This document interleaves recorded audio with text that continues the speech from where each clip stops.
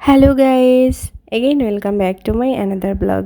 কেমন আছো তোমরা সবাই? আশা করি অনেক অনেক অনেক ভালো আছো। তো আজকের ভিডিওটা সম্পূর্ণ ভিন্ন ধরনের হতে চলেছে। একদম শুরু থেকে শেষ পর্যন্ত এই ভিডিওটি না টেনে অবশ্যই দেখবে। আর তোমরা যারা আমার ভিডিও দেখো কিন্তু এখনও লাইক কিংবা ফলো করতে ভুলে গিয়েছো, অবশ্যই তারা একটা ফলো বাটনে ক্লিক করবে যাতে পরবর্তী ভিডিওগুলো সবার আগে তোমাদের কাছে পৌঁছায়। আজকে ঠিক ছোটবেলার মতো ফিল হচ্ছিল, কারণ ছোটবেলায় এভাবেই মা আমাকে নিয়ে মামাবাড়িতে যেত। যদিও বা তখন কোনো যানবাহন ছিল না, যাতায়াতের জন্য পায়ে হেঁটেই যেতে হতো, না হলে নৌকায় করে মামাবাড়িতে যেতে হতো। কিন্তু এখন যাতায়াত ব্যবস্থা আগের তুলনায় অনেকটা ভালো। এখন আমরা ভ্যানে করে চাইলেই মামাবাড়িতে যেতে পারি। তোমাদেরকে আরও একটা কথা বলি, আমাদের বাড়ি থেকে আমার মামাবাড়িতে যেতে শুধুমাত্র একটা ফাঁকা মাঠ পাড়ি দিলেই হয়। আর এই মাঠেই সারা বছর ধরে কখনো কখনো সবজি, কখনো কখনো ধান, কখনো কখনো মাছ চাষ হয়। যেমন এই সময়টাতে এই যে পাড়গুলো দেখতে পাচ্ছ, এই সবার পাড়েই কিন্তু সবজি চাষ হবে। কিন্তু এবছর সবজি চাষ করতে একটু লেট হয়েছে সবার, কারণ হচ্ছে এবছর বর্ষার পরিমাণ অনেকটা কম ছিল। এই জন্য রৌদ্রের ভয়ে কেউ ওইভাবে গাছ লাগায়নি। আর তোমাদেরকে দেখাই, এই যে সামনে যে ঘেরটা দেখতে পাচ্ছ, এই ঘেরটা এটা হচ্ছে আমাদের ঘের। আর আমাদের ঘেরে ভুট্টা গাছ লাগানো হয়েছিল। দেখো ভুট্টা গাছগুলো এখনও রয়েছে, ভুট্টাগুলো তুলে নেওয়া হয়েছে। এই সব কিছু পরিষ্কার করেই কিন্তু নতুন করে আবার গাছ লাগাতে হবে। আর দেখো চারিদিকে কেমন সবুজ আর সবুজ। যখন বাড়িতে আসা হয় তখন বিকালবেলা বাড়ির ভিতরে তো একদমই বাতাস আসে না, এই জন্য আমরা রাস্তায় সবাই মিলে ঘুরতে বের হই।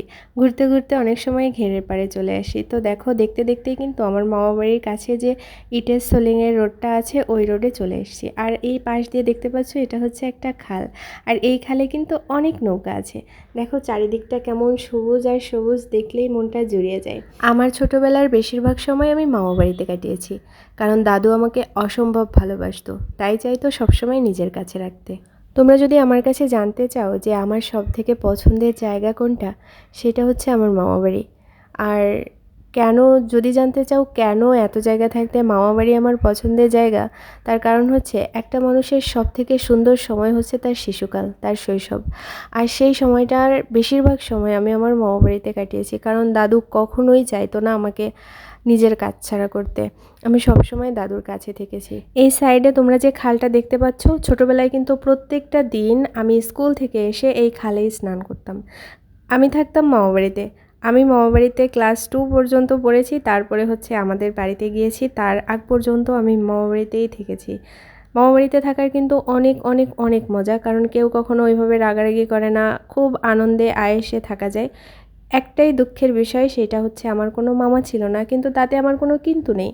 আমার দাদু, আমার মাসি, আমার দিদিমা সবাই আমাকে অনেক ভালোবাসতো। মামা নেই তাতে কি, ওই অভাবটা আমি ওইভাবে কখনো পাইনি। আশেপাশে যে মামারা আছে, ওই মামারাও আমাকে অনেক ভালোবাসতো, এখনও কিন্তু অনেক ভালোবাসে। এই যে খালটায়, এই খালে স্নান করার জন্য আমি অনেক বকা শুনেছি, কারণ একবার নামলে আর উঠতে চাইতাম না। অনেক সময় ধরে মানে সাঁতার কাটতাম, ভিজতাম, ভিজে ভিজে থাকতাম, মাটি দিয়ে এটা ওটা করতাম। যাই হোক, আমার বয়সী আরও অনেকে ছিল। এখন গেলে এই জিনিসটা খুব খারাপ লাগে, কারণ আমি যাদের সাথে মিশতাম তাদের, আমার যেমন বিয়ে হয়ে গিয়েছে, তাদের অনেকেরও বিয়ে হয়ে গিয়েছে। তাই আমি যখন আসি হয়তো তারা থাকে, আবার থাকে না, আবার আমি যখন থাকি না হয়তো তারা আসে। এই জন্য সবার সাথে দেখা হয় না। যখন আসি তখন তাদেরকে খুব মিস করি, মনে হয় কি সবাই যদি সেই ছোটোবেলার মতো আবার একসাথে হতে পারতাম। আর এই যে সাইডে যে জায়গাটায় তোমরা জল দেখতে পাচ্ছ না, এই জায়গাটায় দাঁড়িয়ে ঘটছিল। আমরা এখানে দাঁড়িয়ে খেলতাম, বউছুট খেলতাম, কখনো কখনো কানামাছি খেলতাম, আবার কখনো কখনো লুকোচুরি খেলতাম। তারপরে লাঠি খেলা, তারপরে মার্বেল খেলা, আমের গুটি খেলা, কত কিছু না করছি, মানে এখন মনে পড়তেছে। আর পিছনে যে গাছগুলো দেখলে, ওগুলো হচ্ছে বেত গাছ। বেত গাছ তোমরা অনেকে চিনবে না, আবার অনেকে চিনবে। আসলে ওই যে আমরা বাজারে যে বেতের চেয়ার, তারপরে সের, পোয়ে, ধামাগুলো দেখি, ওগুলো এই বেত থেকেই তৈরি হয়। মামাবাড়িতে সবারই আলাদা রকম একটা ভালোবাসা, আলাদা রকম একটা আদর থাকে। আমারও কিন্তু তার ব্যতিক্রম না। আর দেখো, আমার যেহেতু মামা নেই, আমার মামাবাড়িতে তো দিদিমা থাকে। দিদিমার সাথে আমার ছোটো মাসি, ভাই বোন আর মেসোমশাই থাকে। আমার মামাবাড়ি অনেকটা গ্রামের ভিতরে, আর এখান থেকে বাজার বলো, স্কুল বলো, কলেজ বলো, সব কিছুই কিন্তু অনেক দূরে দূরে। আর আমার মার মুখে শুনেছি, মা যখন হচ্ছে স্কুলে যেত তখন হচ্ছে পায়ে হেঁটে যেত। এত এত পথ এখান থেকে চিতলমারি, সেখানে পায়ে হেঁটে হেঁটে কলেজে যেত কিংবা স্কুলে যেত, অনেক কষ্ট হতো। আর ওই যে যে জায়গাটা তোমাদের দেখালাম ওইখানে হচ্ছে আমার দাদুর সমাধি, আর ওখানে মানে মন্দির তৈরি করা হবে। এই জন্য হচ্ছে সামান্য কাজ হয়েছে, এখনও পুরোপুরি কাজ শেষ হয়নি। আর এই সাইডে দেখো এই খালটা, এই খালেই এখানেই আমি স্নান করতাম।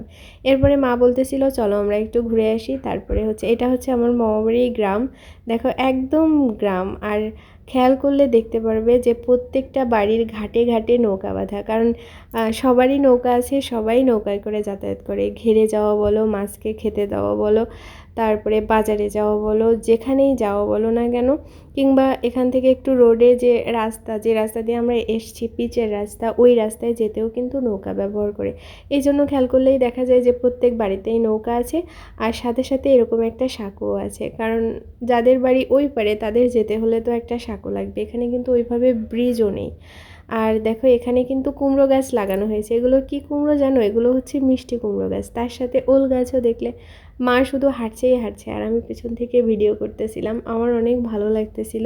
আর আমি জানি আমার মতো তোমাদেরও এই গ্রামগুলো ঘুরে ঘুরে দেখতে অনেক বেশি ভালো লাগবে, তাই ভাবলাম আমার যখন ভালো লাগছে তোমাদেরকেও দেখাই। আর সত্যি কথা বলতে এই জায়গাগুলো, এই পরিচিত জায়গাগুলো আমি চাই যে সবসময় আমার সাথে থাকুক। জানি না আবার কবে আসবো, কারণ মামাবাড়িতে তো ওইভাবে সময় সুযোগ করে আসা হয় না।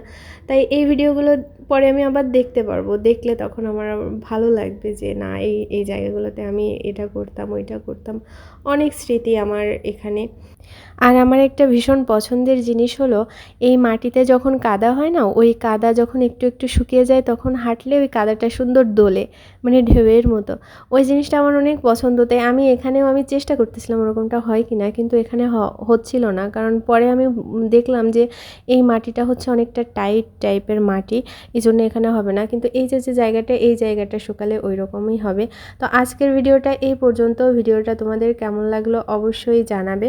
ভালো লাগলে অবশ্যই লাইক, কমেন্টস, ফলো করে পাশে থাকবে। আর আমার মামাবাড়ির জন্য, আমার দাদুর জন্য সবাই আশীর্বাদ করবে, দোয়া করবে, সে যেন স্বর্গবাসী হয়। টাটা, বাই বাই, দেখা হবে নতুন কোনো ভিডিওতে।